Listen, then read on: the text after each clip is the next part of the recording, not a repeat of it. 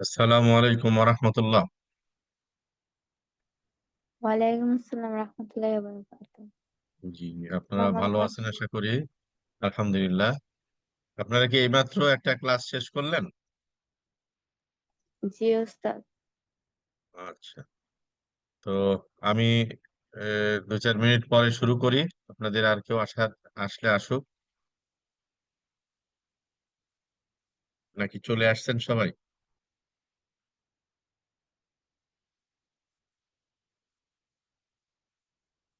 ওস্তাদ 9 জন অ্যাটেন্ড করছে, আরো তো মানুষ আছে। আচ্ছা, তাহলে আমি কয়েক মিনিট পরে শুরু করি। কয়েক মিনিট পরে আমি আছি। ইনশাআল্লাহ।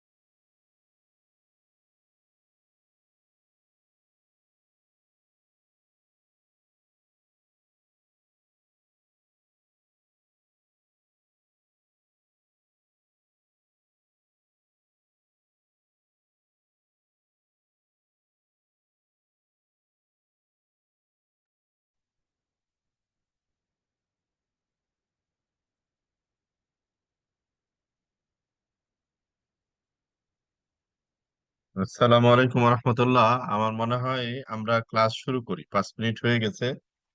বাকিরা আমাদের সাথে জয়েন করবেন, কি বলেন আপনারা?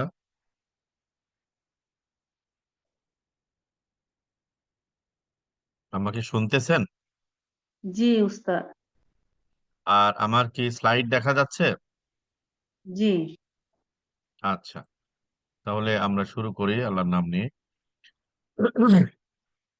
আলহামদুলিল্লাহ, ওয়াসসালাতু ওয়াসসালামু আলা রাসূলিল্লাহ বাদ।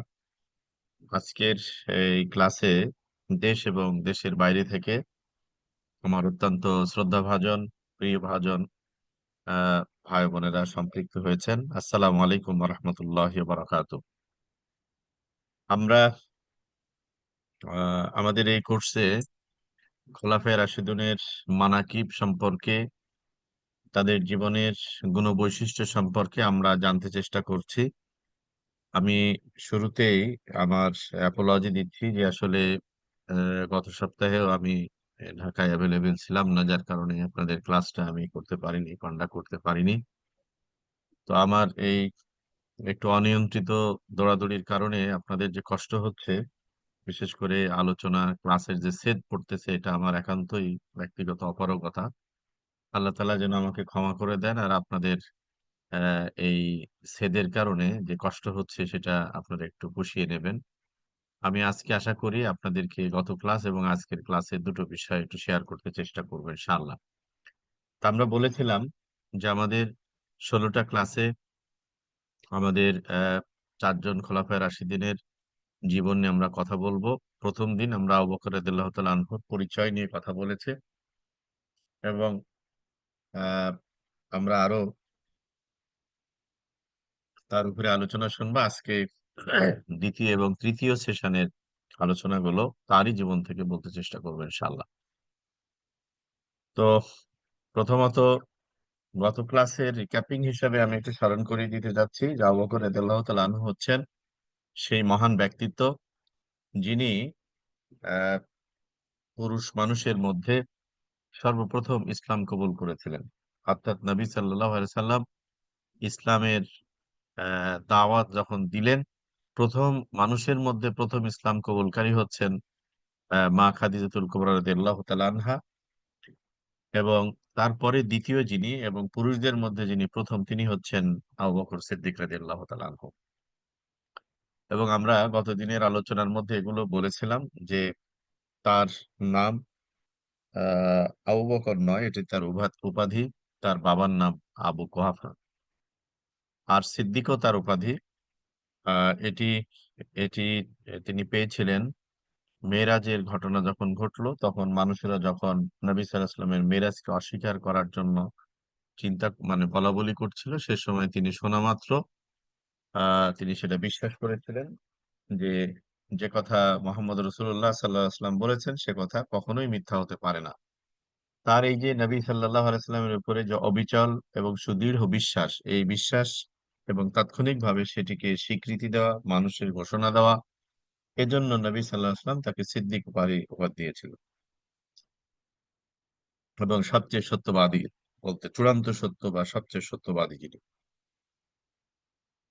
তো তিনি রাসূলুল্লাহ সাল্লাল্লাহু আলাইহি ওয়াসাল্লামের দীর্ঘ সময়ের সাথী ছিলেন, প্রায় 43 বছর তিনি নবী সাল্লাল্লাহু আলাইহি ওয়াসাল্লামের সাথে রিলেশনশিপ, বন্ধুত্বের রিলেশনশিপ ছিল। নবুয়তের গোটা 23 বছর, আর নবুয়ত পূর্ব আপনার 20 বছর। এই 43 বছর সময়কাল, অর্থাৎ সুদীর্ঘ সময়কাল তিনি প্রিয় নবীজির সাথী ছিলেন, বন্ধু ছিলেন, একান্ত বন্ধু ছিলেন। আমরা গতদিন এও আলোচনা করেছি যে খোলাফায়ে রাশিদুনের চারজন, আবু বকর, ওমর, ওসমান এবং আলী রিদওয়ানুল্লাহ আলাইহিম আজমাইন, এই চারজনের সাথে নবী সাল্লাল্লাহু আলাইহি ওয়াসাল্লামের পারিবারিক সম্পর্ক ছিল। দুজন ছিলেন শ্বশুর, দুজন ছিলেন জামাতা। প্রথম দুজন অর্থাৎ আবু বকর এবং ওমর রাদিয়াল্লাহু তাআলা আনহু ছিলেন নবীজির শ্বশুর। অন্য সম্পর্কও ছিল, কিন্তু বৈবাহিক সূত্রে তার শ্বশুর ছিলেন এই দুইজন। মা আয়েশা রাদিয়াল্লাহু তাআলা আনহার বাবা ছিলেন আবু বকর রাদিয়াল্লাহু তাআলা আনহু, আর হাফসা রাদিয়াল্লাহু তাআলা আনহার বাবা ছিলেন ওমর ইবনুল খাত্তাব রাদিয়াল্লাহু তাআলা আনহু। আর ওনার দুই দুই খলিফা ছিলেন ওনার জামাতা, যেমন ওসমান ইবনে আফফান রাদিয়াল্লাহু তাআলা আনহু ছিলেন ওনার জামাতা। তার দুই মেয়ে, প্রথম মেয়ে বিয়ে হওয়ার পরে, ইন্তেকালের পরে আবার দ্বিতীয় মেয়েকে বিয়ে দেন। এভাবে ওসমান রাদিয়াল্লাহু তাআলা আনহুর সাথে নবী সাল্লাল্লাহু আলাইহি ওয়াসাল্লামের দুই মেয়ের বিয়ে হয়েছিল, একটি মারা যাওয়ার পরে আরেকটির। সে অর্থে ওসমান রাদিয়াল্লাহু তাআলা আনহু নবীজির জামাতা ছিলেন। আর আলী রাদিয়াল্লাহু তাআলা আনহু নবীজির চাচাতো ভাই, আবু তালিবের ছেলে, নবীজির চাচাতো ভাই, আবার জামাই ছিলেন। ফাতেমা রাদিয়াল্লাহু আনহা নবীজির সবচেয়ে ছোট মেয়ে, তার জামাতা ছিলেন, এবং হাজবেন্ড ছিলেন, এবং হাসান এবং হোসেন রাদিয়াল্লাহু তাআলা আনহুর বাবা ছিলেন। আমরা এই কথাগুলো ঘুরে ফিরে বলবো এই জন্যই যে আমরা যেন আমাদের ক্লাসের মধ্য থেকে আমাদের পড়াগুলোকে, মৌলিক কথাগুলোকে আমাদের মনে গেঁথে নিতে পারি। আর আমি জানি যে এগুলো আপনাদের জানা আছে, তারপরেও স্মরণ করিয়ে দিচ্ছি। প্রিয় উপস্থিতি, আবু বকর রাদিয়াল্লাহু তাআলা আনহু জীবনের দাওয়াত, হিজরাত এবং ভোগান্তি, কি কষ্ট সাফার করেছেন, সেই জায়গাটায় আমি আপনাদের সাথে আজকে কিছু বলতে চাই। প্রথম কথা হলো যে তিনি ইসলাম গ্রহণের ক্ষেত্রে নবীজির কাছে যখন দাওয়াত পেলেন, তখন দাওয়াত পাওয়া মাত্রই তিনি ইসলাম কবুল করেছেন। তার পিছনে নবীজিকে বেশি কথা বলতে হয়নি। নবীজি তাকে বলেছেন, তিনি সেটা কবুল করেছেন। এবং আহ, এটি নবী সাল্লাহ সাল্লামের সাথে তার যেমন বন্ধুত্বের ঘনিষ্ঠতার প্রমাণ, একই সাথে সত্য গ্রহণ বা নবীজির যে বক্তব্য তার উপরে অবিচল আস্থারও একটি প্রমাণ। এবং নবী সাল্লাল্লাহু আলাইহি সাল্লাম খুব কম প্রসঙ্গই ছিল দিন সম্পর্কে, যেগুলো অংশগ্রহণ মানে শেয়ার করা যায়, এমন সকল প্রসঙ্গ তিনি আবু বকর রাদিয়াল্লাহু তাআলা আনহুর সাথে শেয়ার করতেন। আমরা জানি যে মক্কার 13 বছর অত্যন্ত সঙ্গীন সময় গেছে। এই 13 বছরের একদম শুরুতেই মানে এনেছেন তিনি। 13 বছরের প্রথম 3 বছর গোপনে দাওয়াত চলেছে, পরের 3 বছর প্রকাশ্যে চলেছে, এরপরে অত্যাচার অবিচারের স্টিম রোলার এসেছে। এই সব সময় যিনি ছায়ার মতো ছিলেন, নবীজি এবং তার জীবনের অনেক ঘটনা আমরা জানি, এবং মানে আহ, আছে মানুষের কাছে মাশহুর বা পরিচিত আছে। তো বিশেষ কতগুলো জিনিস আমরা বলতে চেষ্টা করি। যেমন শেয়াবে আবি তালিবে যখন নবী সাল্লাল্লাহু আলাইহি সাল্লাম এবং তার অনুসারীদেরকে আটকে রাখা হলো, বয়কট করা হলো, তো মক্কা থেকে পাশে, তো সেখানে মুসলিমদের কাছে বেচা কেনা, লেনদেন, যোগাযোগ সবকিছু কাফের মুশরিকরা বন্ধ করে দিল। দিলে সেখানে মুসলিমদের যে অবর্ণনীয় দুঃখ কষ্ট নেমে এসেছিল। শিশুরা মায়ের দুধ পাচ্ছিল না, পরে আপনার মানে অনেক শিশু মারা গেছে, অনেকে মানে অসুস্থ হয়ে পড়েছে, মায়েরা মানুষেরা জীর্ণ শীর্ণ হয়ে পড়েছে, তারা খাবার শেষ হয় চামড়া ভিজিয়ে, ও মানে ছাগল বা ও ইয়ার চামড়া, সেগুলো টুকরো করে ভিজিয়ে সেটা খেয়ে তারা জীবনযাপন করেছেন। পাতা খেতে হয়েছে, এমন একটা অবস্থা এক ধরনের খাবারেরই ছিল। এমন কষ্টের সময়গুলোতেও যিনি ছায়ার মতো ছিলেন, তিনি তার বন্ধু আবু বকর রাদিয়াল্লাহু তাআলা আনহু। এবং নবীজির চাচা আবু তালিব, তাকে বয়কট করা না হলেও তিনি ভাতিজার সাথেই শিয়াবে আবি তালিবে অবস্থান নিয়েছিলেন। যদিও তিনি ইসলাম কবুল করতে পারেননি, আল্লাহ তাআলা তাকে সে তৌফিক দেননি, কিন্তু তিনি নবীজির সাথে যেমন ছায়ার মতো ছিলেন, ইসলাম কবুল না করে বন্ধু হিসাবে আবু বকর রাদিয়াল্লাহু তাআলা আনহু ছিলেন এমন, যিনি সার্বক্ষণ সব অবস্থায় নবীজির সাথে ছিলেন। তিনি যখন আহ মক্কা থেকে মদিনায় হিজরত করার সিদ্ধান্ত নেন, সেই কথাটি সবার জানা ছিল না, গুটি কয়েক মানুষের জানা ছিল। আবু বকর রাদিয়াল্লাহু তাআলা আনহুকে তিনি বলেছিলেন, এবং তার পরিবার এটা জানতেন। এবং আমরা জানি যে নবী সাল্লাল্লাহু আলাইহি সাল্লাম হিজরাতের কিছু আগেই আবু বকর রাদিয়াল্লাহু তাআলা আনহুকে বলছিলেন যে, আবু বকর, তোমাকে আমার সাথে আহ সফরে যেতে হবে। তো যে কোনো সময় তিনি ডাকতে পারেন। এই জন্য যতটুকু জানা যায় যে আবু বকর রাদিয়াল্লাহু তাআলা আনহু নবীজির এই বলার পর থেকে সারাদিন তো সাথেই থাকতেন, আর রাতে তিনি না ঘুমিয়ে দরজায় হেলান দিয়ে থাকতেন যে নবী সাল্লাল্লাহু আলাইহি ওয়াসাল্লাম কখন আসেন, ডাকা মাত্রই তিনি যেন বের হয়ে যেতে পারেন। এমনই নবী সাল্লাল্লাহু আলাইহি ওয়াসাল্লামের আনুগত্যের জন্য সজাগ, সচেতন এবং তৎপর ছিলেন। যেদিন হিজরতের আদেশ হলো, আলী রাদিয়াল্লাহু তাআলা আনহুকে নবীজির বিছানায় চাদর দিয়ে শুইয়ে রাখা হলো। নবীজির কাছে মক্কার কাফের মুশরিকদের অনেক আমানত ছিল। ব্যাংকে যেমন আমরা টাকা রাখি, তখন সোনা দানা টাকা পয়সা যা ছিল সেই সময় এগুলো নবীজির কাছে তারা আমানত রাখত। এগুলো আমানত ছিল। নবীজি চলে যাবেন, একটু বুঝিয়ে দিয়ে যেতে হবে। কারণ তারা এর আগে অনেক ঘটনা ঘটেছে, সেগুলো আমরা এখানে বলার সুযোগ পাচ্ছি না। তারা সর্বশেষ নবীজিকে যখন হত্যা করার সিদ্ধান্ত নিল, তখন আল্লাহ তাআলা তাকে হিজরতের আদেশ দিলেন। তিনি হিজরতের চূড়ান্ত সিদ্ধান্ত নিয়ে আলী রাদিয়াল্লাহু তাআলা আনহুকে বিছানায় শুইয়ে দিলেন। আবু বকর রাদিয়াল্লাহু তাআলা আনহুকে সাথে নিলেন। লোকজন ঘিরে ছিল, তার মধ্য থেকেই তিনি এক মুঠে বালি বা মাটি নিয়ে তিনি ফু দিলেন। কাফেররা যারা বাড়ি ঘিরে ছিল সকালবেলা হত্যা করবে, তাদের চোখে পড়ে তারা যখন চৌকি করতেছে, এই ফাঁকে নবীজি বাড়ি থেকে বের হয়ে গেলেন। আবু বকর রাদিয়াল্লাহু তাআলা আনহুকে সাথে নিলেন। সাথে নিয়ে সওয়ারগিরি গুহাতে গিয়ে তিনি লুকালেন। এটি ছিল মক্কা থেকে যেদিকে মদিনা তার উল্টো দিকে, এবং মদিনা থেকে একটু, মক্কা থেকে একটু দূরে। সেখানে গিয়ে নবী সাল্লাল্লাহু আলাইহি ওয়াসাল্লাম অবস্থান করলেন ৩ দিন আবু বকর রাদিয়াল্লাহু তাআলা আনহু সহ। এই অবস্থানকালীন সময় ওখানের খাওয়া-দাওয়ার এই দায়িত্বগুলো পালন করেছিলেন নবী আলী, আ আবু বকর রাদিয়াল্লাহু তাআলা আনহুর বড় মেয়ে আসমা রাদিয়াল্লাহু তাআলা আনহা, আয়েশা রাদিয়াল্লাহু তাআলা আনহার বড় বোন, এবং আ আবু বকর রাদিয়াল্লাহু তাআলা আনহুর স্ত্রী উম্মে রুম্মান, তারা এই কথাগুলো জানতেন। তো যাই হোক, এই আসমা রাদিয়াল্লাহু তাআলা আনহা ছাগল চরানোর নামে এই ৩ দিন তার বাবা এবং নবী সাল্লাল্লাহু আলাইহি ওয়াসাল্লামের জন্য দুধ বা খাবার সেই গুহায় পৌঁছেছিলেন, এবং তারা তাদের পায়ের ছাপ বা কিছু থাকতে পারে, এগুলোকে মুছে দেওয়ার জন্য ছাগল চড়িয়ে সেটাকে আ মানে চিহ্ন যেন না থাকে এমনটি করেছিলেন। তো যাই হোক, আ আবু বকর রাদিয়াল্লাহু তাআলা আনহু শুধু একা নন, তার গোটা পরিবার ছিলেন নবীজির একান্ত সময়ের সাথী, হিজরাতের সেই কঠিন মুহূর্তের সাথী, অতি গোপন অবস্থার সাথী। এবং সূরা তাওবার ৪০ নম্বর আয়াতে আল্লাহ তাআলা এই সময়ের গিরিগুহায় ইয হুমা ফিল গার, যখন সেখানে তোমরা ২ জন ছিলে এবং আ ৩য় জন সেখানে আল্লাহ তাআলা ছিলেন।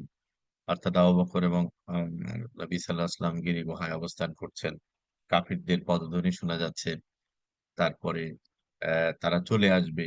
এই সময় এমন একটা আশঙ্কা করছেন আবু বকর রাদিয়াল্লাহু তাআলা আনহু, এবং বলছেন, ইয়া নবী আল্লাহ, মানুষেরা কি আমাদেরকে ধরে ফেলবেন কিনা? তো এমন সময় কোরআনের আয়াত অবতীর্ণ হলো এবং আল্লাহ তাআলা তাদের এটা আ জানিয়ে দিলেন, এবং সেই একান্ত সময়ের, সেই বিশেষ সময়ের সাথী ছিলেন আবু বকর রাদিয়াল্লাহু তাআলা আনহু। তার জীবন নবী সাল্লাল্লাহু আলাইহি ওয়াসাল্লামের জীবনের সাথে, জীবনের এই নবুয়ত জীবন, নবুয়ত পূর্ব জীবনের সাথে একাকার হয়ে আছে। তিনি রাসূল সাল্লাল্লাহু আলাইহি ওয়াসাল্লামের জীবদ্দশায় যতগুলো যুদ্ধ হয়েছে, নবীজির সাথে তিনি অংশগ্রহণ করেছেন। তাবুকের যুদ্ধে তিনি তার সমস্ত সম্পদ দান করে দেন। আবু বকর রাদিয়াল্লাহু তাআলা আনহুর এই দান নিয়ে একটা বড় ঘটনা ইতিহাসে আছে এভাবে, যে তাবুকের যুদ্ধ হবে। অনেক রোমান সৈনিকদের সাথে, রোমানদের সাথে যুদ্ধ হবে। নবী সাল্লাল্লাহু আলাইহি ওয়াসাল্লাম ঘোষণা দিলেন, কার কি আছে সব নিয়ে এসো। তো সবাই যার যা ছিল সহায় সম্পদ নিয়ে এসে হাজির হলেন। নবীজি আবু বকর রাদিয়াল্লাহু তাআলা আনহুকে দেখছেন না। তো পরে দেখা গেল উনি মসজিদেরই একটা মানে পিলারের আড়ালে আছেন। নবীজি তাকে ডাকলেন, আবু বকর তুমি কি নিয়ে এসছো? আবু বকর রাদিয়াল্লাহু তাআলা আনহু একটা ছোট্ট পুঁটলিতে অ্যা আ অল্প কিছু গম বা যব আর কয়টা মোহর ছিল সেগুলো নিয়ে আসছেন। সেটা নবীজির সামনে ঢেলে দিলেন। নবীজি লজ্জাবোধ করছিলেন। নবী সাল্লাল্লাহু আলাইহি ওয়াসাল্লাম দেখে বললেন, আবু বকর তুমি তো আ নিয়ে আসছো, বাসায় কি রেখে এলে? ও এর মধ্যে এটা যখন নিয়ে এসে দিলেন, তখন নবীজি সাহাবাদের বললেন যে, তোমরা তো অনেকে অনেক কিছু দিলে। তো তোমাদের মধ্যে সবচেয়ে বেশি মর্যাদা এবং সম্মানের দান আবু বকরেরটা হয়েছে। সাহাবাদের মধ্যে প্রশ্ন হলো, মানে এ জাতীয় প্রশ্নের জন্ম হতে যাচ্ছিল যে কিভাবে সেটা? আবু বকর তো পরিমাণে কম এনেছে। আর সবাই তো অনেকে অনেক, অনেক করে নিয়ে এসছে। নবীজি এটিকে ক্লিয়ার করার জন্য বললেন, আবু বকর, তুমি যে এটা নিয়ে আসছো, তো তুমি বাসায় কি রেখে এলে? তিনি বললেন, ইয়া রাসূলুল্লাহ, আমার বাসায় দুনিয়ার সম্পদ বলতে যা বোঝায় সব আমি নিয়ে আসছি, এইটুকুই আমার পুটলিতে ছিল। আর তো বললো, বাসায় কি রেখে এলে? কয়, বাসায় আল্লাহ এবং তার রাসূল ছাড়া আর আমার বাসায় আর কিছুই নেই। তো সুবহানাল্লাহি বিহামদিহি সুবহানাল্লাহিল আযীম।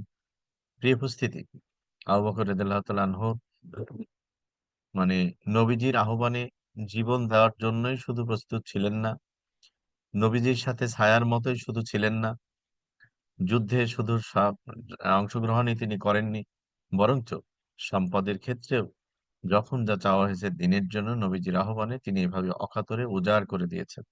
তিনি মক্কাতে যখন ইসলাম কবুল করেন তখন অনেক বড় কাপড়ের ব্যবসায়ী ছিলেন। মদিনায় গিয়েও নতুন করে ব্যবসায়িক জীবন শুরু করেছিলেন।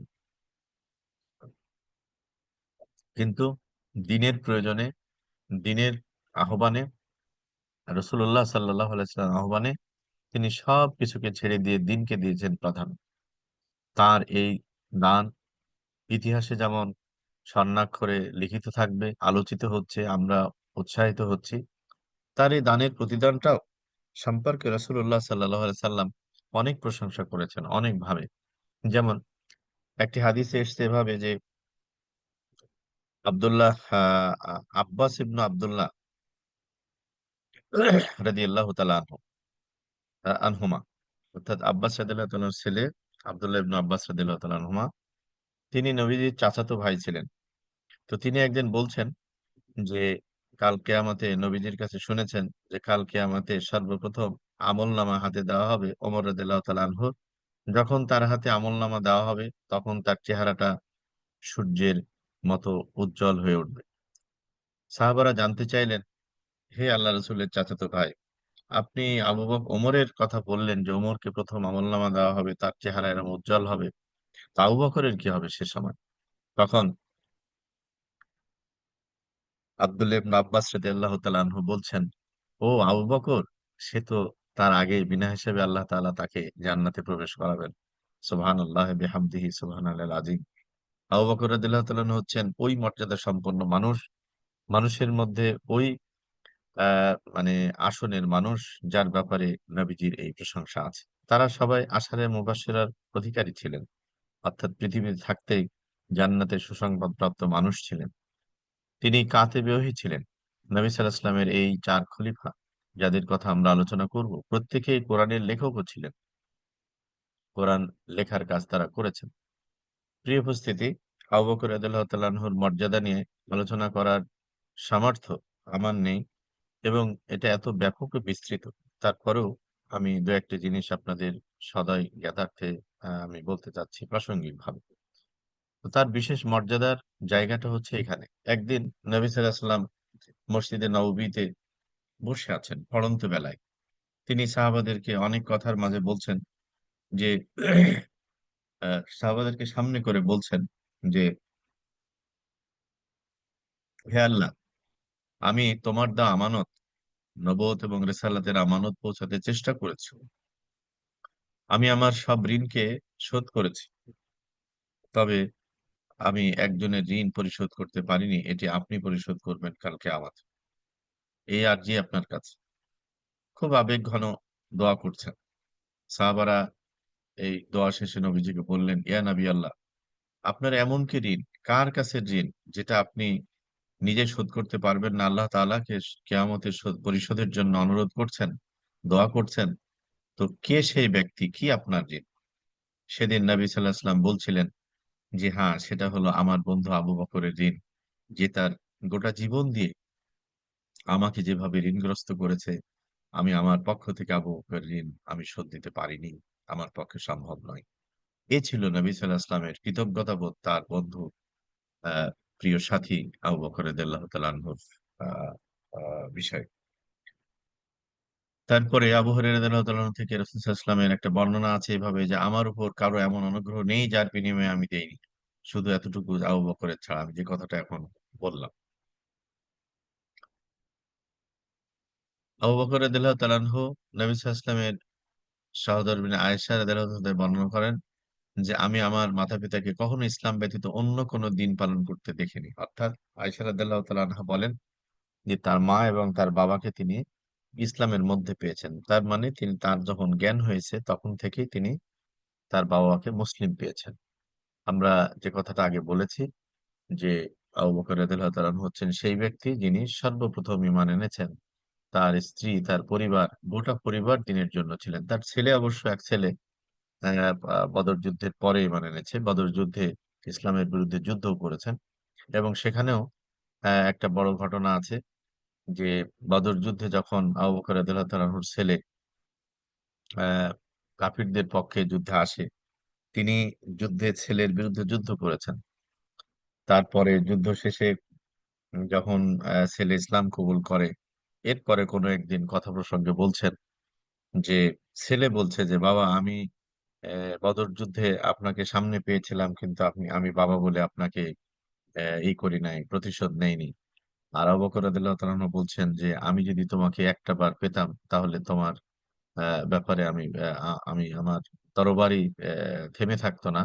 কারণ তুমি আমার সন্তান হতে পারো কিন্তু দ্বীনের প্রশ্নে তুমি আল্লাহ রাসূলের শত্রু হিসাবে সেদিন যুদ্ধের ময়দানে এসেছিলে।" অর্থাৎ ইসলামে পিতা-পুত্র, আত্মীয়স্বজন সব রিলেশনের উপরে হচ্ছে দ্বীনের সম্পর্ক। ওমর রাদিয়াল্লাহু তাআলা আনহু নবীজিকে অ্যা অ্যা ইসলাম মানে ঈমান আনার বিষয়ে বলতে গিয়ে নবীজিকে ভালোবাসা তো প্রত্যেক মুসলিমের জন্য ফরজ।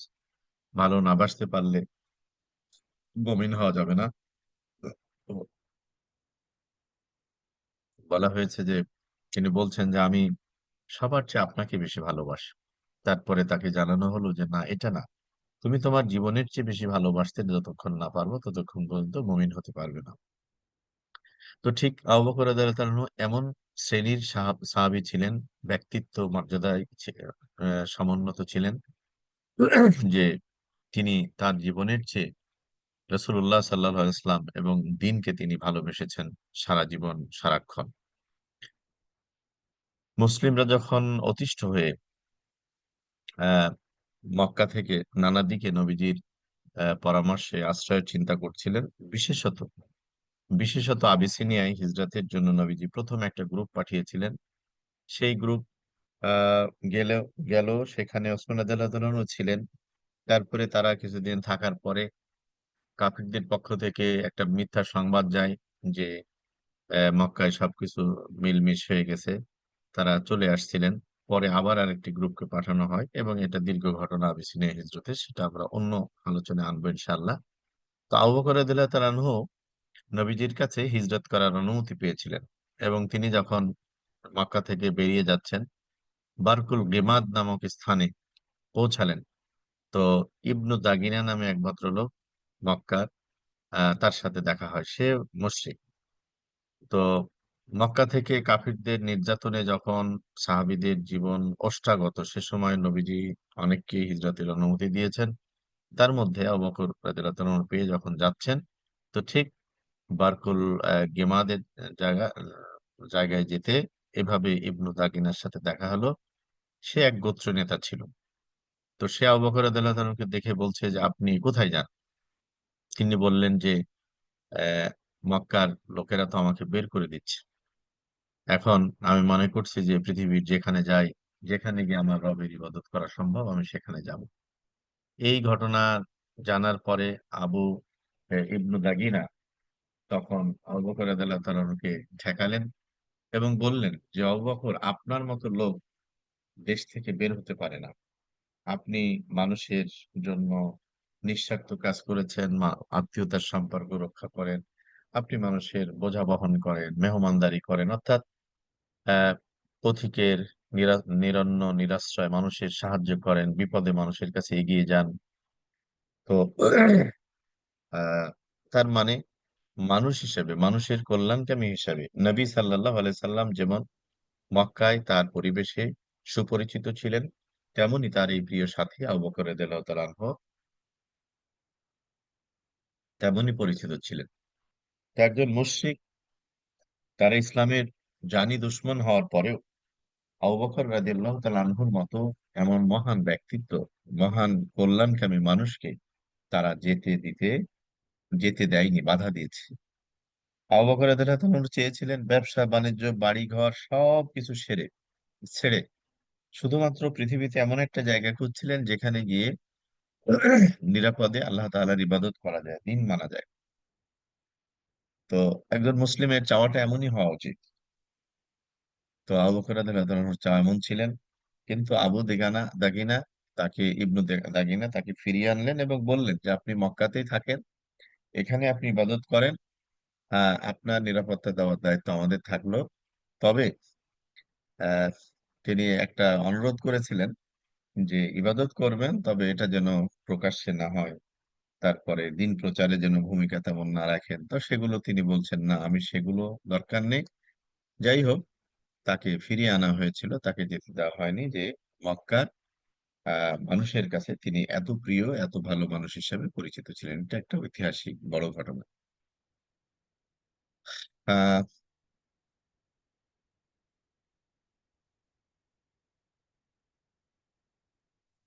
আপনারা স্লাইডে দেখতে পাচ্ছেন যে তাকে ফিরিয়ে আনা হলো। একটা জিনিস নিষেধ করা হয়েছিল যে আপনি যেন প্রকাশ্যে ইবাদত না করেন, প্রকাশ্যে যেন কোরআন তেলাওয়াত না করেন। কারণ এতে মক্কার কাফিররা তাদের পরিবারকে ঠিক রাখতে পারছে না, ছেলে মেয়েকে ঠিক রাখতে পারছে না। তার মানে ইসলাম তখন মক্কার পরিবেশে, ইসলাম এবং ইসলামের অনুসারী মানুষেরা ক্রমেই প্রিয় হয়ে উঠছিল, আপন হয়ে উঠতেছিল। কারণ কোরআন শুনছে মানুষেরা, নতুন জিনিস, ভালো জিনিস আহ তারা শুনতেছে। এতে তারা অবাক এবং বিস্মিত হয়েছে, আকৃষ্ট হয়েছে। তেমনি ভাবে ইসলামের কথাগুলো যে মানুষগুলো বলছিল মক্কার মধ্য থেকে, নবী সাল্লাহ সাল্লাম তার পুত পবিত্র চরিত্র মাধুরী, তো সবাই আকৃষ্ট ছিল। আবু বকর রাদিয়াল্লাহু তাআলা আনহু, ওমর রাদিয়াল্লাহু তাআলা আনহু, ওসমান রাদিয়াল্লাহু তাআলা আনহু, মা খাদিজার মতো এত বড় ব্যবসায়ী এবং সমাজহিতৈষী মহিলা। তারপরে কৃতদাসদের মধ্যে যারা বেলাল রাদিয়াল্লাহু তাআলা আনহু, খাব্বাব রাদিয়াল্লাহু তাআলা আনহু, সুমাইয়া রাদিয়াল্লাহু তাআলা আনহু, এই যে সব যে যে শ্রেণী পেশার মানুষের ইসলাম কবুল করেছিল, প্রত্যেকটা মানুষই ওই সমাজের ভালো মানুষ হিসেবে পরিচিত ছিলেন, কল্যাণময় মানুষ হিসেবে পরিচিত ছিলেন। ফলে ভালো মানুষের কে ভালো বলা লোক সবসময় কিছু না কিছু থাকে, সংখ্যায় কম থাকলেও থাকে। তো সেই সমাজে সেটিই হয়েছিল। এবং তারা এক পর্যায়ে তাদের মধ্যে এই প্রশ্ন এসেছে যে না, ভালো মানুষেরা ভালো কথা বলছে, তা তাহলে তাদের সাথী হতে হবে, এমন একটা পরিস্থিতি মক্কায় তৈরি হয়েছিল। আবু বকর রাদিয়াল্লাহু তাআলা আনহুর দিন পালনে বাধা এবং নিষেধাজ্ঞা একটা কমন চিত্র ছিল, যে নবীজির সাথে থাকার কারণে সব ধরনের বাধারই তিনি সম্মুখীন ছিলেন। স্পেশালি তার বিরুদ্ধে বাধার মধ্যে যেটা আমি বললাম, যে তিনি বের হতে চেয়েছেন, তাকে ফিরিয়ে আনা হয়েছে, কিন্তু বলা হয়েছে যে প্রকাশ্যে কিছু করো না। যেমন ক্রীতদাস যারা ছিলেন, গরিব শ্রেণী যারা ছিলেন, তাদেরকে তো নানাভাবে অত্যাচার করা হয়েছে। খাব্বাব রাদিয়াল্লাহু তাআলা আনহু ইসলাম কবুলের পরে মক্কা মদিনায় গিয়ে ইসলাম কবুলের পরে, মানে যখন হলো, অনেকদিন পরে যখন ইসলামের বিজয় হলো, তো ওনার মাজাটা সরু হয়ে গেছিল এবং পিঠের পিছনে গর্ত ছিল, গোশ হয়ে গর্ত হয়েছে। তাকে মানুষেরা জানতে চাইলো যে তোমার এমন কেন? তখন তিনি উত্তর দিয়েছিলেন যে আমি ইসলাম কবুলের কারণে জ্বলন্ত আগুনের টুকরোর উপরে, উত্তপ্ত মরুভূমির উপরে আমাকে এই আগুনের আহ, মানে আগুনের যে কুণ্ডলী, তার উপরে আমাকে চিৎ করে শুইয়ে দেওয়া হতো, বুকে পাথর চাপা দিয়ে। তারপরে বলা হতো যে তুমি বলো যে মোহাম্মদকে তুমি মানবে না, বা ইসলাম থেকে তুমি ফিরে আসো। তো তিনি বলছেন যে ওই আগুনের যে দলা, সেটা থেকে কুণ্ডলী, সেটা আমার পিঠ পুড়েছে, চর্বি পুড়েছে, পুড়ে আমার পিঠের মধ্যে সেটা ঢুকে গেছে, এবং সে ক্ষত সৃষ্টি হয়েছিল, সে ক্ষত আজও সারেনি। সুবহানাল্লাহ। এই ত্যাগ এবং তিতিক্ষার শিকার হয়েছে সমাজের সাধারণ এবং নিম্ন শ্রেণীর পেশায় যারা ছিলেন তারা। আর আবু বকর রাদিয়াল্লাহু তাআলা আনহুর মতো মানুষদের জন্য ছিল আপনার অন্য ধরনের প্রতিবন্ধকতা, যেটা আমরা একটু আগে বলেছি। আবু বকর রাদিয়াল্লাহু তাআলা আনহুর আহ হিজরত নবীজির সাথে তিনি শরীক হলেন, সোয়ার থেকে মুক্ত হয়ে, তারপরে গাইডের মাধ্যমে তারা মক্কা মদিনায় পৌঁছালেন। নবীজির সাথী হিসেবে তিনি ভূমিকা পালন করলেন। এরপরে মদিনাতে গিয়ে তো আবার নতুন করে ঘর সংসার সবকিছু ছেড়ে দিয়ে নতুন জীবন ওখানে শুরু হলো। তো এ গেল তার জীবনের একটা উল্লেখযোগ্য কিছু অধ্যায় যেখানে তিনি অনন্য অবস্থানে ছিলেন। তারপরে নবী সাল্লাল্লাহু আলাইহি ওয়াসাল্লামের পুরো জীবনকালেই তিনি দায়িত্ব পালন করেছেন যখন যেটা বলেছেন। এরপরে রাসূলুল্লাহ সাল্লাল্লাহু আলাইহি সাল্লামের ইন্তেকালের পরে তিনি খলিফাতুর রাসূল বা মুসলিম জাহানের খলিফা হিসেবে প্রথম নির্বাচিত হলেন। হওয়ার পরে আমরা যেটা বলছি যে তিনি কাতিব ওহী ছিলেন। তো সেই সময় যিনি কোরআন নবীজির সময়ই লেখা শুরু হয়েছিল। সে সময় লেখা হতো চামড়া, তারপরে পাথর, গাছের বাকল, যে সমস্ত সে সময় কাপড়ের উপরে লেখার সামগ্রী ছিল তার উপরে সে সময় কোরআন নাজিল হতো, এগুলো লিখে রাখা হতো। নবীজির আদেশেই সাহাবীদের মধ্যে লেখক ছিলেন, তারা লিখে রাখতেন। যখন নবীজি ইন্তেকাল করলেন, ওহী বন্ধ হয়ে গেল। কোরআনের সর্বশেষ আয়াত আল-ইয়াওমা আকমালতু লাকুম দীনাকুম ওয়া আতমামতু আলাইকুম নি'মাতি ওয়া রাদিতু লাকুমুল ইসলামা দীনা। এই আয়াত যখন নাজিল হয়ে গেল, তখন কোরআন অবতীর্ণের সমাপনী নবীজির ইন্তেকালের পরে হলো। এরপরে আবু বকর রাদিয়াল্লাহু তাআলা আনহু মুসলিম জাহানের খলিফা হয়ে তিনি কোরআনের এই সমস্ত লিখিত খণ্ডগুলোকে একত্রিত করার উদ্যোগ নিলেন। আর এর মধ্যে লক্ষ সাহাবীদের মানে স্মৃতিতে কোরআন অলরেডি হাফেজ আকারে তারা মুখস্থ করে নিয়েছে। এখন হাফিজদের মুখস্থ আর লিখিত কোরআন এই সবগুলো সমন্বয় করে যাচাই বাছাই করে তিনি কমিটি করে দিলেন এবং কোরআনের প্রথম সংকলনটা তিনি করিয়েছিলেন। তার শাসনকাল খেলাফতকাল ২ বছরের একটু কম বেশি ছিল। এই সময়ের মধ্যে তিনি যুদ্ধ করেছেন। যাকাত নবীজির ইন্তেকালের পরে একটা গোত্র যাকাত দিতে অস্বীকার করে বসলো। তিনি বললেন যে নবীজির সময় কেউ যদি একটা উটের রশি দিত জাকাত হিসেবে, আর এখন যদি সেটা অস্বীকার করে, আমি তাদের বিরুদ্ধে যুদ্ধ ঘোষণা করব। তিনি মিথ্যা আহ নবী মানে মিথ্যা নবুওতের দাবিদারের বিরুদ্ধে যুদ্ধ করছেন এবং সেখানে অনেক হাফেজ শহীদ হলেন। ইয়ামামার যুদ্ধে অনেক হাফেজ শহীদ হলেন। তো যাই হোক, এই হাফেজদের শাহাদাতের পর ওমর ইবনুল খাত্তাব রাদিয়াল্লাহু তাআলা আনহুর পরামর্শে তিনি এই সংকলনের এই করলেন, উদ্যোগ নিলেন এবং যায়েদ ইবনে সাবিত রাদিয়াল্লাহু তাআলা আনহু নবীজির অন্যতম প্রিয় এবং জলিলুল কদর সাহাবী, তাকে দায়িত্ব দিয়ে এই গ্রন্থ সংকলনের কাজ শুরু করলেন এবং এই মহান কাজটি শেষ করার পরে যে পাণ্ডুলিপিটি তৈরি হয়েছিল সেই পাণ্ডুলিপিটি নবীজির স্ত্রী এই হাফসা রাদিয়াল্লাহু তাআলা আনহা ওমর রাদিয়াল্লাহু তাআলা আনহুর মেয়ে ছিলেন। তার কাছে এই পাণ্ডুলিপিটি সংরক্ষণ করা হয়।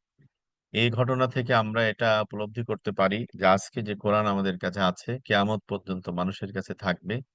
এই লিখিত কোরআনের যে পাণ্ডুলিপিটি তৈরি হয়েছিল মুসলিম জাহানের, সেই পাণ্ডুলিপিটি মদিনাতে অনেক বড় বড় সাহাবীরা ছিলেন, অনেকে ছিলেন। কিন্তু এই লিখিত পাণ্ডুলিপিটি আমানত হিসেবে সংরক্ষণের দায়িত্ব কিন্তু একজন নারীর হাতে ছিলেন। উম্মাহাতুল মুমিনিন হাফসা রাদিয়াল্লাহু তাআলা আনহার কাছে দিয়েছিলেন। তিনি যথাযথভাবে সংরক্ষণ করেছিলেন, সে দায়িত্ব পালন করেছিলেন। একটা জিনিস মনে রাখা দরকার, ইসলাম নারীদেরকে কোনো সময় খাটো করে দেখেনি। তবে নারীকে নারীর দায়িত্ব দিতে চেয়েছে, পুরুষকে পুরুষের দায়িত্ব পালন করতে বলেছে। সম্মান করেছে। কোরআনের সংকলনের মতো এত গুরুত্বপূর্ণ জিনিসের আমানতদার হিসাবে একজন নারীকে পছন্দ করা, এটা কিন্তু চারটিখানি কথা না। ইতিহাস এটিকে ভিন্নভাবেই নিশ্চয়ই চিরকাল মূল্যায়ন করে আসছে। তারপরে আ আবু বকর রাদিয়াল্লাহু তাআলা আনহু শহীদ হয়ে বিদায় নিলেন। তারপরে ওমর রাদিয়াল্লাহু তাআলা এলেন। তিনিও তার শাসনকাল শেষ করলেন, শাহাদাত বরণ করলেন। ওসমান রাদিয়াল্লাহু তাআলা আনহুর সময় এই কপিগুলোর কাজ চলছিল নানাভাবে ডেভেলপে।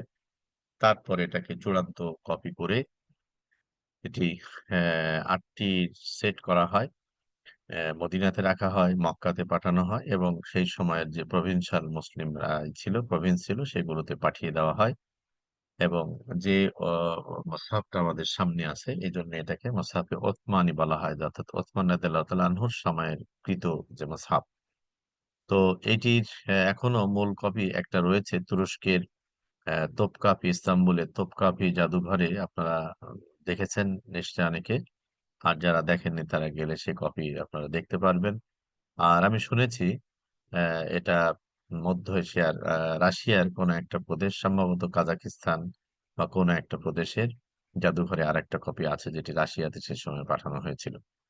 তো যাই হোক, আবু বকর রাদিয়াল্লাহু তাআলা আনহুর আহ মানে মানাকিব বা অন্যতম গুণবৈশিষ্ট্য বলতে গেলে আমাদের জন্য এই স্বল্প পরিসরে সম্ভব নয়। তবে এতটুকু বলা যাবে যে ইসলামের জন্য তিনি, তার পরিবার ইসলামের জন্য যে ত্যাগ ও তিতিক্ষা এবং অবদান রেখেছেন, সেটি আল্লাহ তাআলা তাদেরকে দুনিয়াতেও কিয়ামত পর্যন্ত স্মরণীয় করে রাখবেন, আর আখিরাতে সুউচ্চ মর্যাদা আল্লাহ তাআলার কাছে তাদের জন্য তো আছে ইনশাআল্লাহ, নবীজির প্রিয় সাথী হিসাবে। এটি ছিল তার অন্যতম কাজের মধ্যে একটি।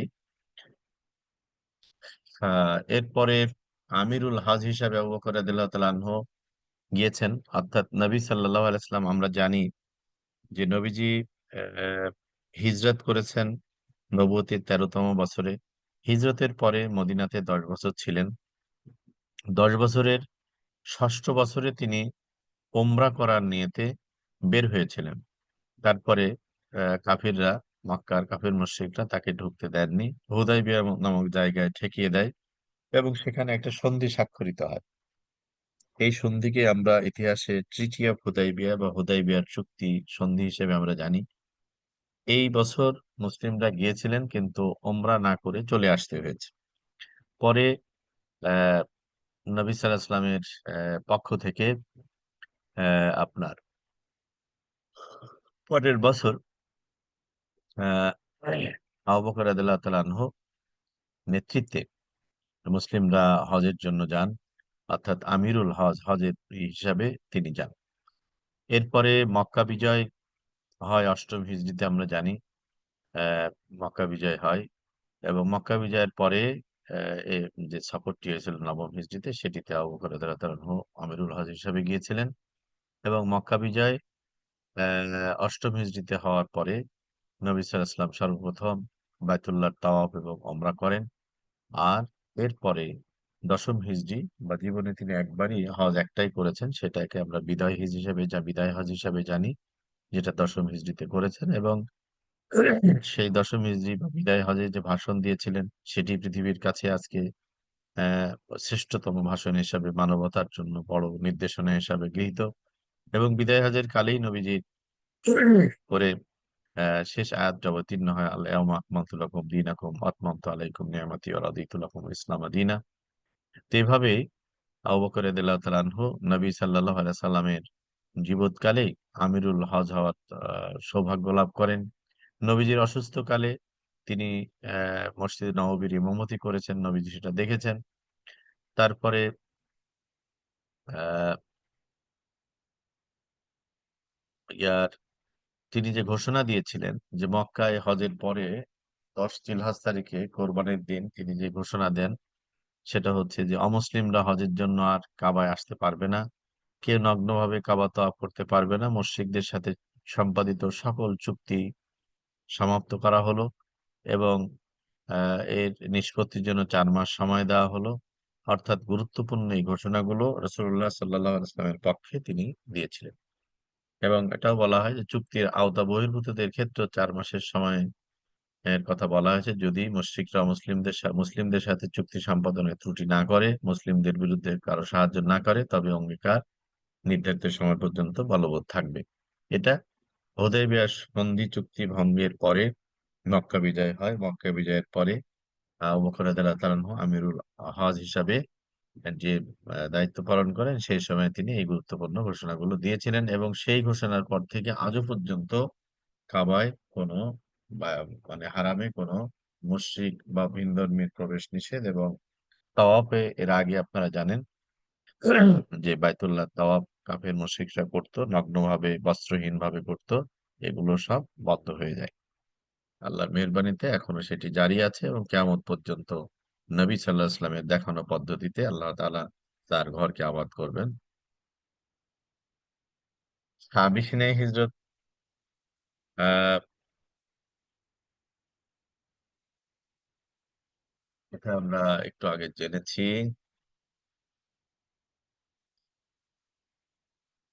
622 খ্রিস্টাব্দে মুসলিমরা মদিনায় হিজরত করতে শুরু করে। কয়েকটি দল হিজরত করে মোহাম্মদ সাল্লাল্লাহু আলাইহি ওয়াসাল্লাম, আবু বকর রাদিয়াল্লাহু তাআলা আনহু একসাথে যান। এটা আমরা আলোচনার মধ্যে এনেছি। এবং মদিনা উত্তরের পথ না ধরে দক্ষিণ দিকে ইয়েমেনগামী পথ ধরে উল্টা যান। 5 মাইল দূরে সাওয়ার গুরুগ্রাহায় তারা আশ্রয় নেন, যেটা আমরা শুরুতে বলেছি। এবং আহ আবু বকর রাদিয়াল্লাহু তাআলার ছেলে আব্দুল্লাহ ইবনে আবী বকর এ সময় তাদের সাথে রাতে থাকতেন। ভোরের পূর্বে মক্কায় ফিরে আসতেন, যাতে অন্যদের মনে সন্দেহ সৃষ্টি না হয়। এছাড়াও আবু বকর রাদিয়াল্লাহু তাআলার এক দাস আমির বিন ফুহাইরা পর্বত পর্যন্ত ছাগল চড়াতেন, যাতে আব্দুল্লাহ ইবনে আবু বকরের চলাচলের চিহ্ন মুছে যায়। তিনি ছাগলের দুধ পান করাতেন। আবু বকরের মেয়ে আসমা রাদিয়াল্লাহু তাআলা আনহা আবু বকর রাদিয়াল্লাহু তাআলা তাদের খাবার নেওয়ার কাজ করতেন। এভাবে আবু বকর রাদিয়াল্লাহু তাআলার পরিবার হিজরতের কালে সওয়ার গিরিগুহায় যখন তারা আশ্রয় ছিলেন, মানে লুকিয়ে ছিলেন, সেই সময়ে দায়িত্ব পালনগুলো করেছেন তার পরিবার। এরপরে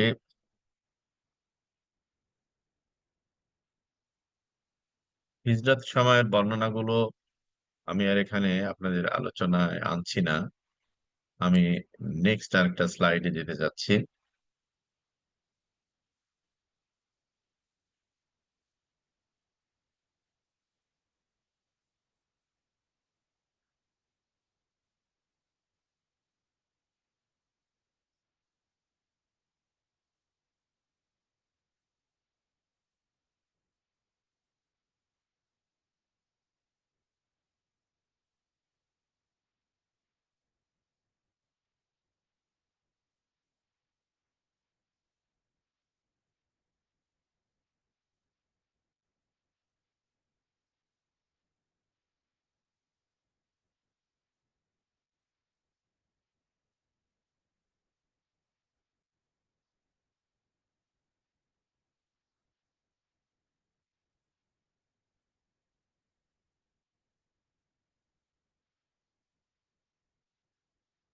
আচ্ছা, আপনারা কি আমার চেঞ্জ স্লাইডটা দেখতে পাচ্ছেন সেশন 3-এর?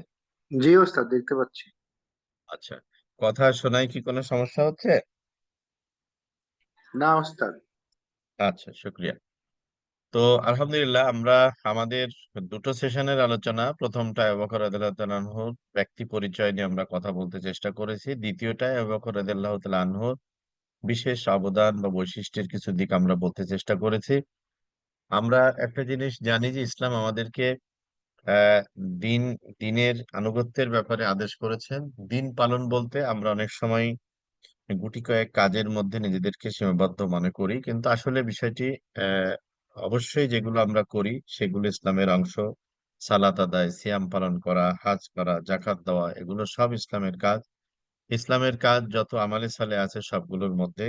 আবার ইসলামী রাষ্ট্র ও সরকার যখন প্রতিষ্ঠিত থাকবে, তখন তাদের আদেশে রাষ্ট্রের নিরাপত্তা, শৃঙ্খলা, জিহাদ এগুলোর আদেশ এলে তখন সেটা পালন করাটাও অপরিহার্য হয়ে পড়বে। আবু বকর রাদিয়াল্লাহু তাআলা আনহু এবং নবীজির প্রিয় সাথীরা সবাই মুসলিম ছিলেন, সবাই আবেদ অর্থাৎ ইবাদতকারী ছিলেন, সবাই রোজাদার, তারপরে নামাজি ছিলেন, সবাই যোদ্ধাও ছিলেন। রাষ্ট্রের প্রয়োজনে তারা সবাই যুদ্ধে অংশগ্রহণ করেছেন। তখন নিয়মিত বাহিনী ছিল না, এই জন্য সবাইকে সামরিক প্রশিক্ষণ নেওয়া, সামরিক যুদ্ধে অংশগ্রহণ করতে হতো, সামরিক কাজ অংশগ্রহণ করতে হতো। সর্বাত্মক যুদ্ধে নারী পুরুষ সবাইকে অংশগ্রহণ করতে হয়েছে। বৃদ্ধা, শিশুরা, অসুস্থ যারা বাদ থাকতেন। এই ছিল নবী যুগের চিত্র। তো যাই হোক, আবু বকর রাদিয়াল্লাহু তাআলা আনহু সহ সব সাহাবীরাই ছিলেন, যোদ্ধাও ছিলেন। তো তিনি নবীজির সাথে যুদ্ধে অংশগ্রহণ করেছেন, আবার নেতৃত্ব দিয়েছেন, যেখানে নবী সাল্লাল্লাহু আলাইহি ওয়াসাল্লাম নেতৃত্বে পাঠিয়েছেন। বিভিন্ন সময় বিভিন্ন আহ সেনাপতিকে পাঠিয়েছেন। আমরা যতটুকু জানি যে নবী সাল্লাল্লাহু আলাইহি সাল্লামের সময়কালে উনি প্রায় বিভিন্ন যুদ্ধের 32 জনকে সেনাপতি নিয়োগ করেছিলেন। তো যাই হোক, বাকিরা যোদ্ধা হিসেবে নানা দায়িত্ব পালন করেছেন। আবু বকর রাদিয়াল্লাহু তাআলা আনহু যুদ্ধক্ষেত্রে তার যে অবদান বা এই ছিল, সেগুলো নিয়ে আমরা কিছুটা আলোচনা করতে চেষ্টা করি। রাসূলুল্লাহ সাল্লাল্লাহু আলাইহি ওয়াসাল্লাম ইন্তেকালের পরপরে আরবের বিভিন্ন স্থানে বিদ্রোহের আগুন জ্বলে ওঠে। চারদিক থেকে ইসলাম ধর্ম ত্যাগ করার হিড়িক পড়ে গেল। আবু বকর রাদিয়াল্লাহু তাআলা আনহু সেই সকল এলাকায় নিযুক্ত প্রশাসকদের নিকট হতে দ্রুত তথ্য নিলেন এবং সে অনুযায়ী তাদের কাছে লোক পাঠালেন। আহ, এবং পরে তিনি বুঝতে পারলেন যে তারা ইসলাম পরিত্যাগ করেনি, তারা জাকাত দিতে মনে করেছে যে আগে নবীকে দিতাম, উনি তো নেই, এখন জাকাত কে নেবে, আমরাই আমাদের জায়গায় ব্যয় করি। এমন একটা ভুল বোঝাবুঝি তৈরি হয়েছিল। তিনি সেখানে, আমি যে কথাটা একটু আগে বললাম, তিনি বলেছিলেন যে নবী সাল্লাল্লাহু আলাইহি ওয়াসাল্লামের সময় যে একটা উটের রশি দিত, এখন তাকে সেটাই দিতে হবে। যদি সে সেটা অস্বীকার করে তাহলে তার জন্য তিনি প্রয়োজনে যুদ্ধ ঘোষণা করবেন। অর্থাৎ নবীজির সময় যেভাবে দিন পালনের, দিনের আদেশ যেভাবে পালিত হয়েছে, এখনো ঠিক সেইভাবেই পালিত হবে। তো যাই হোক, এটি ছিল তার দৃঢ়তা। তিনি আচরণিক ভাবে খুব নরম সরম ছিলেন, কোমল হৃদয়ের অধিকারী ছিলেন, কিন্তু দিনের প্রশ্নে তিনি অবিচল, নীতির প্রশ্নে তিনি অবিচল এবং অনড় ছিলেন। মদিনার আশপাশের গোত্র আবাস ও জুবান ও জাকাত দিতে অস্বীকারীদের অন্তর্ভুক্ত ছিল। রাসূলুল্লাহ সাল্লাল্লাহু আলাইহি ওয়াসাল্লাম জীবিত থাকতে ওসামার বাহিনী মদিনার বাইরে চলে যাওয়ার পর যুদ্ধ বিশারদ খুব অল্প সংখ্যক লোক তখন মদিনা অবশিষ্ট ছিল। এগুলো হচ্ছে আহ আবু বকর রাদিয়াল্লাহু তাআলা আনহু যখন খলিফাতুল মুসলিমিন হলেন সেই সময়ের কথাগুলো বলা হচ্ছে, যে সেই সময় যাদের মধ্যে ভুল বোঝাবুঝি সৃষ্টি হয়েছে, রাষ্ট্রের শৃঙ্খলা নষ্ট করছিল, তিনি সেখানে শৃঙ্খলা ফিরিয়ে আনার কাজ করেন। তিনি জাকাত দিতে অস্বীকারীকে জাকাত দেওয়ার ক্ষেত্রে বাধ্য করেন। আর আপনারা একটা জিনিস জানেন যে আসলে আধুনিক রাষ্ট্র ব্যবস্থা যেমন সুগঠিত এবং সুনিয়ন্ত্রিত, আরব রাষ্ট্রগুলো কিন্তু তেমন ছিল না। আরব, জাজিরাতুল আরব সে সময় আপনার গোত্র প্রতিনিধি দ্বারা পরিচালিত হতো। গোত্র, এক একটা গোত্র এক একটা এলাকাকে ওই গোত্রিক শাসন করত। তো কবিলা বা গোত্র শাসিত এলাকা ছিল। ছোট ছোট গোত্রগুলো তাদের শাসন ব্যবস্থা চালাতো এবং গোত্রপতি ছিল তাদের লিডার।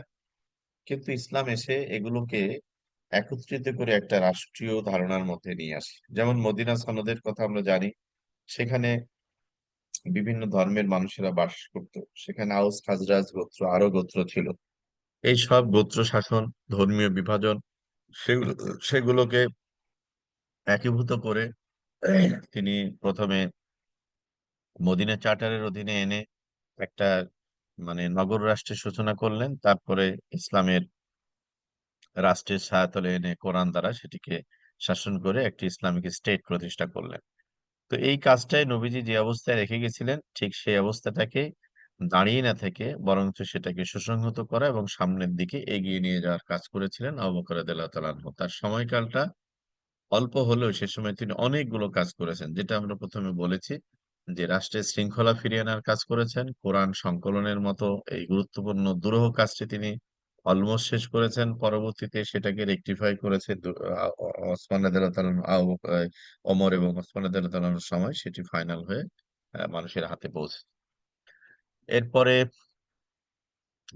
ওমর রাদিয়াল্লাহু তাআলা আনহু সহ অধিকাংশ সাহাবী তার এই শক্ত অবস্থানের কারণে তারা কিছুটা চিন্তায় ছিলেন, কিন্তু তিনি অনড় থেকে তাদের বিরুদ্ধে ব্যবস্থা নেন এবং ধর্মত্যাগীদের বিরুদ্ধে যুদ্ধে নামার মতো উদ্যোগও তিনি নিয়েছিলেন।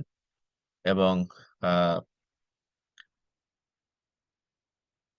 মানুষদের মধ্যে নানাভাবেই মতপার্থক্য তৈরি করার সুযোগ তারা নিচ্ছিল, সেখানে যে শৃঙ্খলা আনেন। যেমন প্রথম একটা যুদ্ধের কথা বলি, রিদ্দার যুদ্ধ। রিদ্দার যুদ্ধ হচ্ছে, রিদ্দা মানে প্রত্যাবর্তন। নবী সাল্লাল্লাহু আলাইহি ওয়াসাল্লাম ইন্তেকালের পরে অল্প দিনের মধ্যে কিছু সংখ্যক নতুন মুসলিম জনগোষ্ঠী পুনরায় পৌত্তলিকতা বা উচ্ছৃঙ্খল জীবনে ফিরে যাওয়ার প্রবণতা সৃষ্টি হয়। এটা কেন হয়?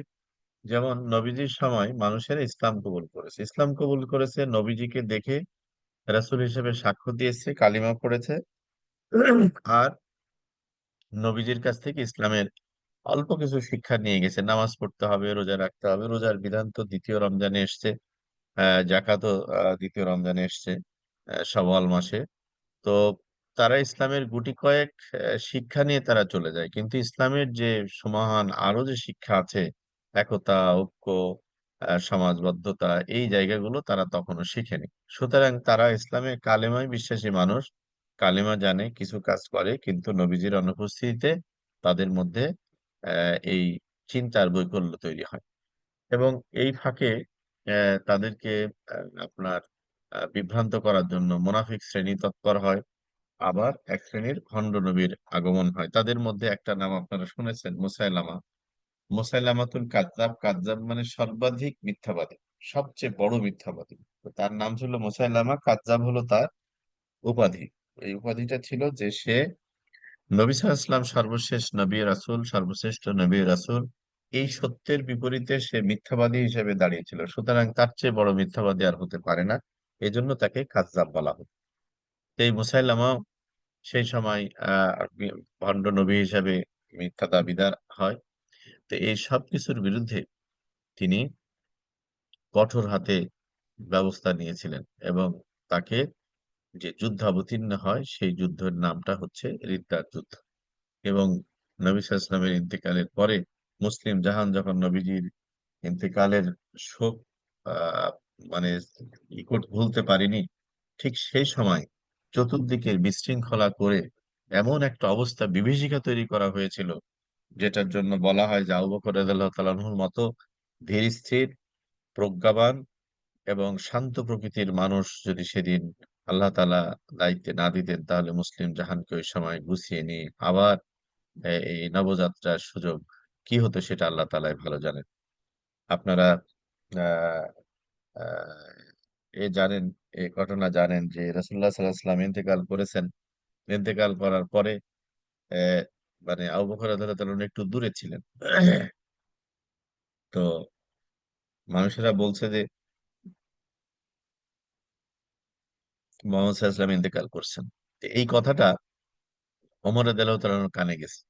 যাওয়ার পরে তিনি মানে ভালোবাসা এবং আবেগের আতিশয্যে এতটাই বিহ্বল হয়ে পড়েছেন যে তিনি চিৎকার করে তরবারি কোষ থেকে বের করে বলছেন, মান ক্বালা মাতা মুহাম্মদ, যে বলবে মোহাম্মদ মারা গেছে আমি তাকে হত্যা করবো। এভাবে তিনি তরবারি কোষ থেকে বের করে তরবারি উঁচা করে থাকলেন।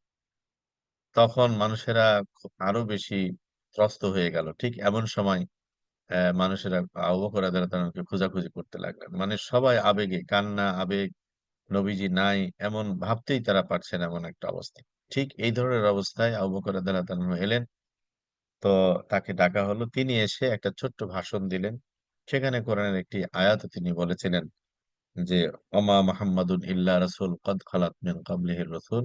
আয়াতের আরো অংশ আছে যে মোহাম্মদ আল্লাহর রসুল ছিলেন। ওমা মুহাম্মাদুন ইল্লা রাসূল, আল্লাহ রসুল ছাড়া কিছু না। এর আগে আরো রসুল এসেছিলেন, তারা চলে গেছেন। তো এই আয়াত শোনার পরে ওমর রাদিয়াল্লাহু তাআলা আনহু প্রশান্ত হলেন, তার তরবারি নামালেন এবং তিনি বললেন যে ভাই আবু বকর, তুমি আমাকে এই আয়াত যেন প্রথম শোনালে। অর্থাৎ আহ, মানে দুঃখে ভেঙে পড়া এক দিশেহারা জনগোষ্ঠীকে, সাহাবীদেরকে, প্রিয় নবীকে হারানো যে অস্থির অবস্থা, এই অবস্থাকে প্রশান্ত করতে আবু বকর রাদিয়াল্লাহু তাআলা আনহু সেদিনের ওই ছোট্ট বুদ্ধিদীপ্ত কথা এবং যুক্তিগুলো আহ সেদিন মানুষকে প্রশান্ত করেছিল। সেদিন তার ভাষণের মধ্যে এগুলোও ছিল যে তোমরা জেনে রাখো, যারা মোহাম্মদের ইবাদত করতে তারা জেনে রাখো মোহাম্মদ মারা গেছে। আর যারা আল্লাহর ইবাদত করতে তারা জেনে রাখো আল্লাহ তাআলা চিরঞ্জীব, চিরস্থায়ী। সুতরাং এই এই যে এই জাতীয় জ্ঞানোদ্দীপ্ত, প্রজ্ঞাদীপ্ত যে কথাগুলো সেদিন মানে নবীজিকে হারানো শোকে বিহ্বল মানুষেরা ছিল, সেটাকে একত্রিত করা, সান্ত্বনা দেওয়া, তাদেরকে আবার সামনের পথে চলার যে প্রেরণা দেওয়া, সেই কাজটি কিন্তু আবু বকর রাদিয়াল্লাহু তাআলা আনহু অত্যন্ত দক্ষতা, যোগ্যতা এবং যথাযথভাবে তিনি করেছিলেন।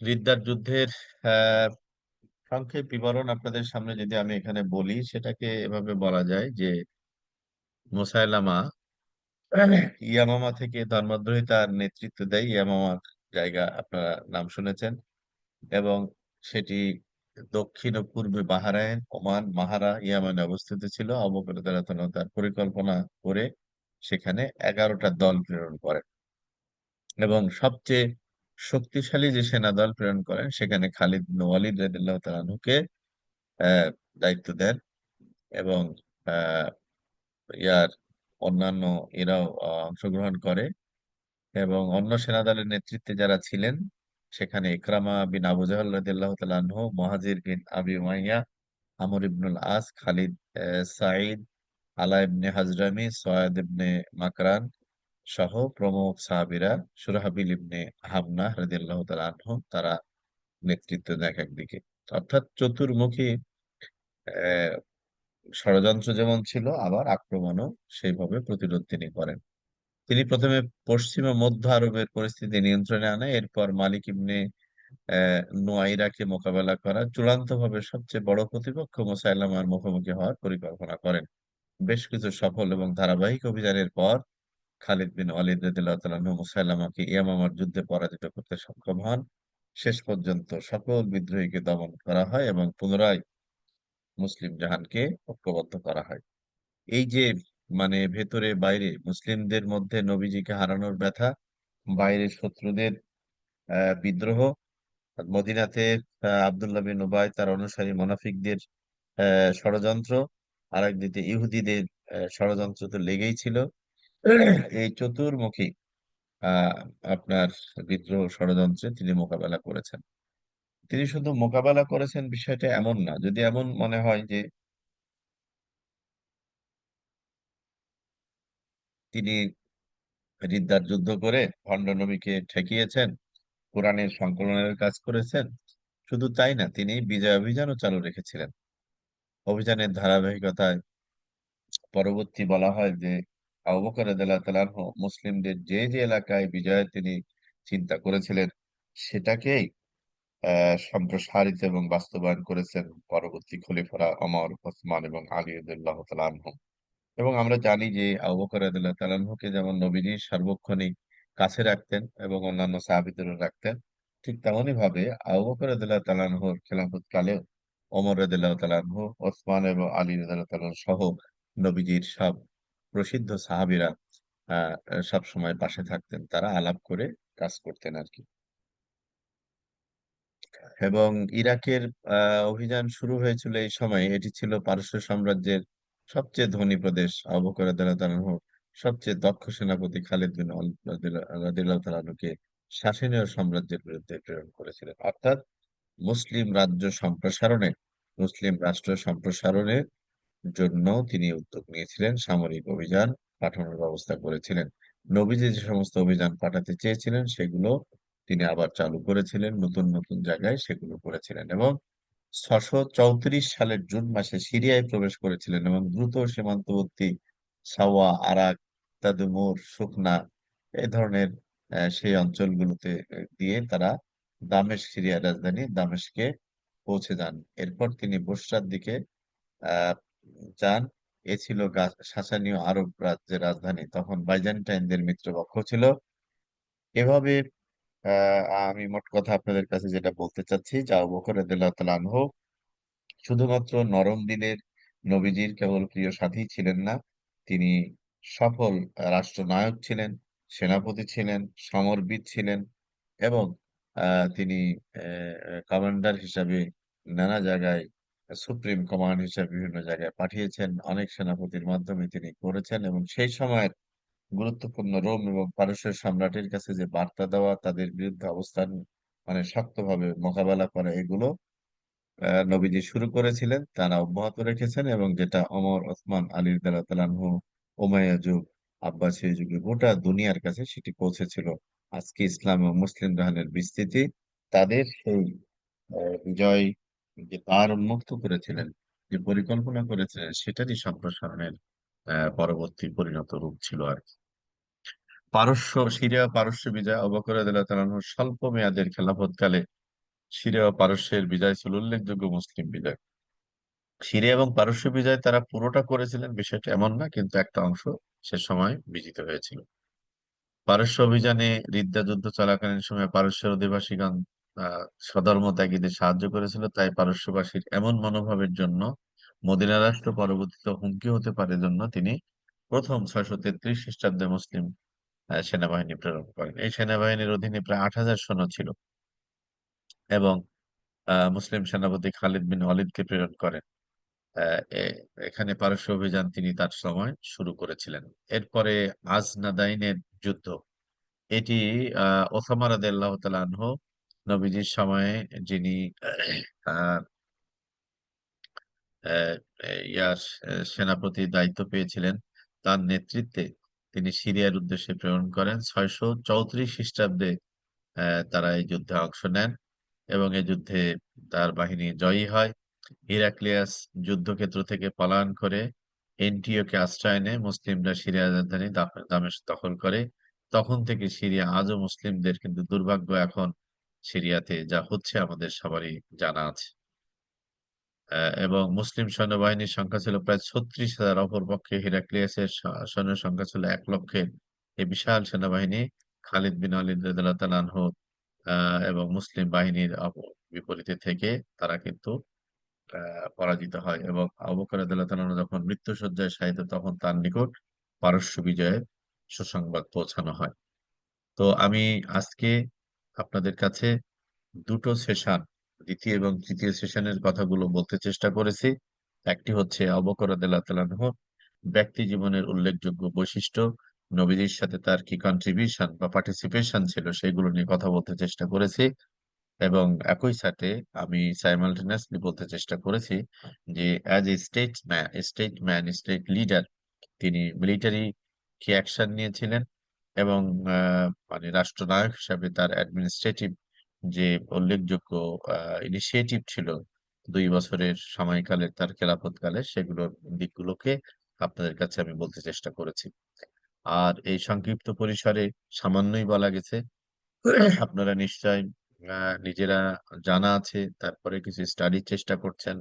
আর আমি বরাবরের মতোই আপনাদের কাছে বলতে চাই যে আমাদের আলোচনার উদ্দেশ্য হোক আলোকিত কোরআনী সমাজের এই মানুষগুলো, জান্নাতের সুসংবাদ প্রাপ্ত এই মানুষগুলোকে যদি আমরা ভালো করে জানতে পারি, তাদের জীবন অনুসরণের চেষ্টা করতে পারি, তাহলে আল্লাহ তাআলা আমাদেরকে ইনশাআল্লাহ জান্নাতের স্বপ্ন দেখার সুযোগ করে দেবেন, সার্থক করে দেবেন ইনশাআল্লাহ। শুন না, এই ক্লাসের নামে, এই ক্লাস মানে ক্লাসের মাধ্যমে, এই কোর্সের সময়কালে আমরা একটু মনোযোগী হই, আরো বেশি মনোযোগী হই। নিশ্চয়ই আপনারা মনোযোগী আছেন, তারপরেও আমি আপনাদের দৃষ্টি আকর্ষণ করছি সবিনয়ে যে এই সময়টা আপনাদের স্টাডিটা বাড়ান। স্টাডিটা জানার জন্য যতখানি বাড়াবেন, তার চেয়ে অনেক বেশি অনুসরণ এবং অনুকরণের জন্য বাড়ান। আমরা যাদের জীবন নিয়ে কথা বলছি তারা হচ্ছে আকাশের নক্ষত্রের চেয়েও তারা উজ্জ্বল, আকাশের নক্ষত্রের চেয়েও তারা উজ্জ্বল। তাদের যে কারো জীবন আমরা যদি অনুসরণ করি, তাহলে জান্নাতের পথে যাওয়া, পথ চলা আমাদের জন্য মোটেই কঠিন হবে না ইনশাআল্লাহ। আল্লাহ তাআলা এই সমাহান ব্যক্তিত্বদের অনুসরণে আমাদের নিজেদের জীবন, আমাদের পরিবার, সন্তান তথা প্রিয় দেশের মানুষের জীবন পরিচালিত হোক, এমন একটি স্বপ্ন দেখা, সেজন্য কাজ করার তৌফিক দিক। আমি এখানে আমার আলোচনা শেষ করছি। আপনাদের যদি দু একটা কথা থাকে আমি শুনতে পারি। আসসালামু আলাইকুম উস্তাদ। ওয়ালাইকুম আসসালাম রহমতুল্লাহ। জি, উস্তাদ, এই বইটা সহ আরো কয়েকটা মানে স্পেসিফিক বইয়ের যদি নাম বলে দিতেন, যদি এখানে না পাই এই বইটা তো অন্য বই নিতাম, তো আমি বুঝতে পারবো না যে কোনটা ভালো বই। আমি আমি আপনাদেরকে ওই ইয়াতে আপনাদের যে ওই হোয়াটসঅ্যাপ গ্রুপ আছে, সেখানে কিন্তু আমি আরো দু একটা দিয়েছিলাম। এটা কি আপনারা দেখার সুযোগ পেয়েছিলেন? আমি শুধু আবু বকর আর উমর রাদিয়াল্লাহু আনহু এই দুটো পেয়েছি, আর এর এর এক্সট্রা। এর বাইরেও আমি কয়েকটা পিডিএফ দিয়েছি, এবং আপনারা পিডিএফ আপনারা খোঁজ করলে অনলাইনে আরো পাবেন। অফলাইনে যাদের সুযোগ আছে, ইয়াতে যান, আপনারা পাবেন। খোলাফের রাশিদিনের জীবনের উপরে অনেক বই বের হয়েছে, আপনারা পাবেন। আমি ওই যে বলছিলাম যে ডেস্টিনি ডিসরাপ্টেড একটা বই, ছোট্ট বই। এই বইটার মধ্যে আহ, খুব সংক্ষেপে কিন্তু আপনি কনসাইজড কিছু কথা পাবেন। হ্যাঁ, একটু দেখেন। আর আমি যে সবগুলো দিছি এগুলো দেখেন। আপনারা এই যে ওয়ালটা দেখেন, তারবিয়ার যে ওয়ালে আমি দেই, আমার মনে হয় তারবিয়ার প্রতিনিধি একরাম এখানে আছেন, আপনি এগুলো দিয়েছেন, আর না হলে একটু দিয়ে দেবেন প্লিজ। আর বইগুলো সংগ্রহ করেন, এতে পাবেন, দেখেন। ঠিক আছে। জি ইনশাআল্লাহ। আর কারো কোনো কথা?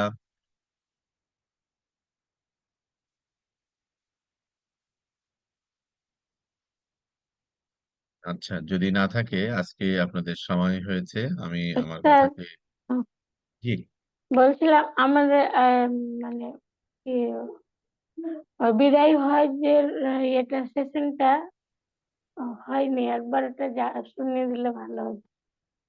বিদায় হজে হুম। ওটা তো আমি তো প্রথমে আপনাদের যে কোর্স আউটলাইন আছে এই কোর্স আউটলাইনের কথাগুলো আমি আগে বলতে চাই, আর প্রাসঙ্গিক ভাবে সুযোগ মতো আমি ওটা বলে দেবো ইনশাল্লাহ। ঠিক আছে, কোর্স আউটলাইনের গুলো আমি বলি। ধরেন আবু বকর রাদিয়াল্লাহু তাআলার উপরে আরো একটা আলোচনা আছে, আমি আগামী দিন করবো ইনশাল্লাহ। এরপরে বাকি 3 খলিফার উপরে 12টা আলোচনা হবে, প্রত্যেকের উপরে 4টা করে আলোচনা। আমরা এটা শেষ করি, আর এর কোনো এক ফাঁকে ইনশাল্লাহ আমি সংক্ষেপে বলবো। ইনশাআল্লাহ, জাযাকাল্লাহ। শুকরান।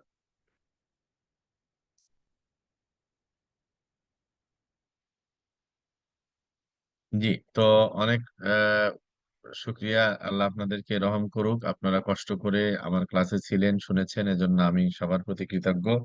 সুবহানাক আল্লাহুম্মা বিহামদিক আশহাদু আল্লা ইলাহা ইল্লা আনতা আস্তাগফিরুকা ওয়া আতুবু ইলাইক। আসসালামু আলাইকুম ওয়া রাহমাতুল্লাহি ওয়া বারাকাতুহু। ওয়ালাইকুম আসসালাম ওয়া রাহমাতুল্লাহ। জি।